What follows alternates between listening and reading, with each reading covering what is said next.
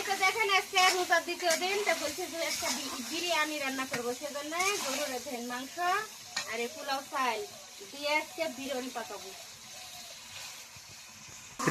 এই তো চাল গেলে দিয়ে দিয়েছি দেখেন, দিয়ে এখন এই মানে চাল আর এই মাংস ভাজবো, ভাজা নিব ভাজা তারপরে পানি দিব। আগে ভাজছি।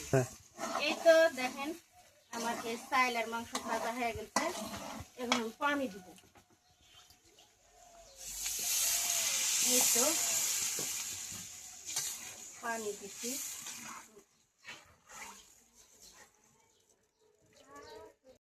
এই তো দেখেন বিরিয়ানি শেষ পর্যন্ত হয়ে গেছে।